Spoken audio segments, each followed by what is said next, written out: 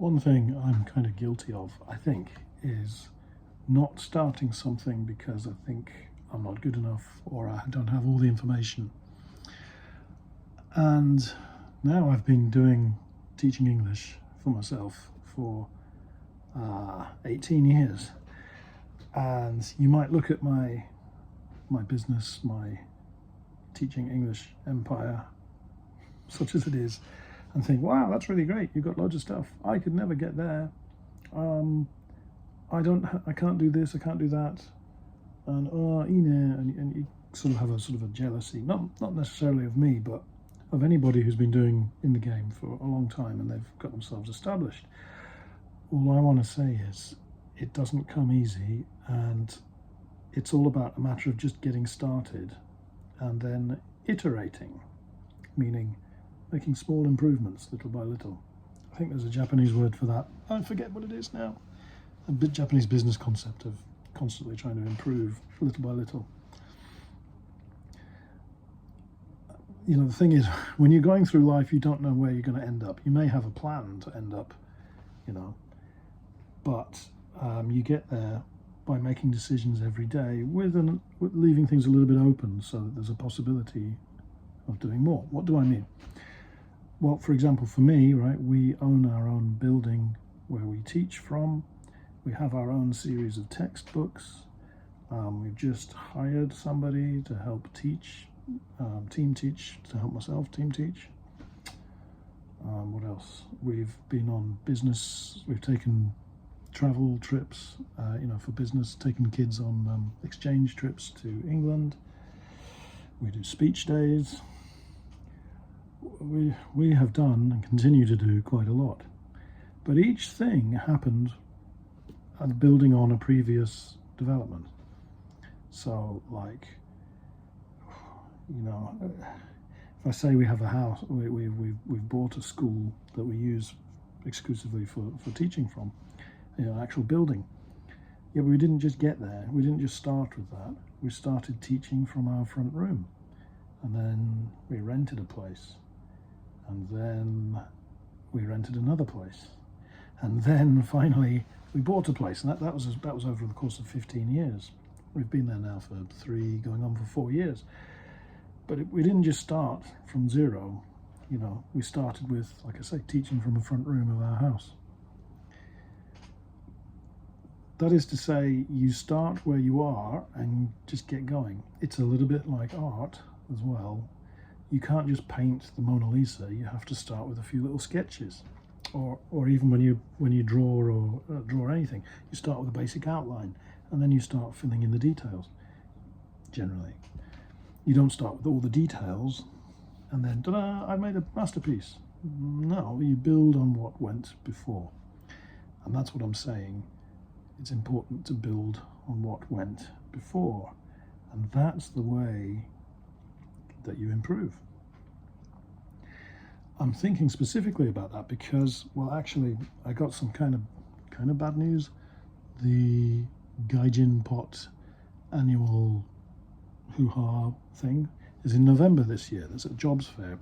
I was planning to attend and to show off all my textbooks and sell as a English school in a box, so that you could just buy this box and it's got all the materials you need to set up your own English school.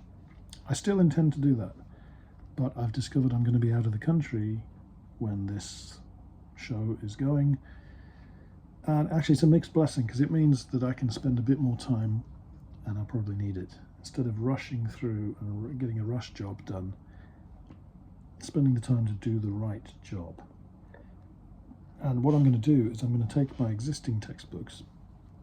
Many of them I've written purely for my own and my wife's use, with that in mind. But if with a bit of time and a bit of effort, I could revamp them, turn them into something that almost anybody else could use. But I couldn't have done that if I hadn't, started doing my own lessons 18 years ago. I'm in the fortunate position to be able to do this because I started. So that's the other point. yeah, you may look around and see somebody who's established, or a company that's established, or they've got chain schools, and you think, oh, how on earth did they get there? They got there little by little from the start. There are ways that you could speed up the development, but I made a conscious decision with my wife that we were going to stay small, but just be good at what we do and be independent. And we continue, I think, to be good at what we do, but also to be independent. And so that means that we own all of the copyrights and everything. We own what we do. Will we be super big and make a chain school? Not if I have anything to do with it. I'm not interested in that.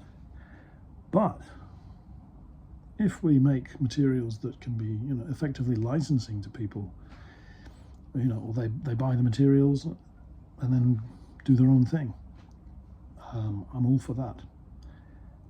I'm all for getting hands off and saying, look, here you go, here's a starter, now you go do it.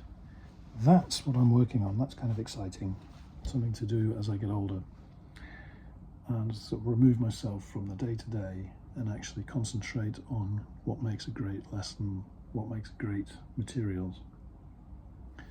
So yeah, that's what I'm thinking. So I was just looking at my textbook that I'm gonna have, textbooks, and I'm just looking at my notes on my computer. It's a bit tedious to talk about there.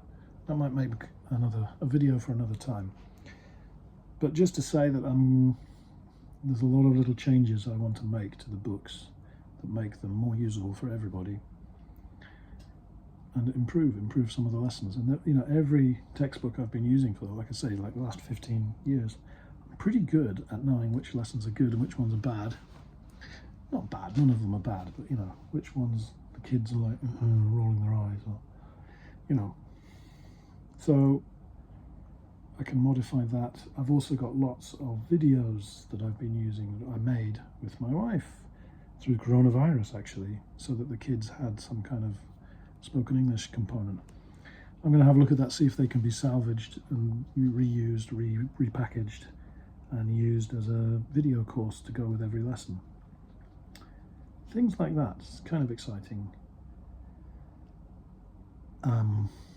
And anyway, they will become our regular textbooks. And I've been using these textbooks, some of them for more than 10 years, the oldest ones. So it's time to refreshen them up. Some of the examples in their books are like, oh, who's more powerful, Barack Obama or Taylor Swift? And it's like, are they really relevant? Do kids know who these people are? I'm not going to put Trump in there, but things need freshening up, and examples need changing, and there are a myriad of different things that need to be cleaned up. And once I've done that, it will improve for my kids and for others. So there's always another project, isn't there? This is mine, and it might take a while. It might take. My original target was to have it done by December, but there's no way. If I do a good job, I don't think I can get it done by then. But if I could get it done by April, which is when it's time to buy new textbooks for kids, that would be great. And I guess I'll do Gaijin Pot another year, or find another place to showcase my English Eikaiwa in a box kit. Okay, that's all I've got right now. Have a good one. See you.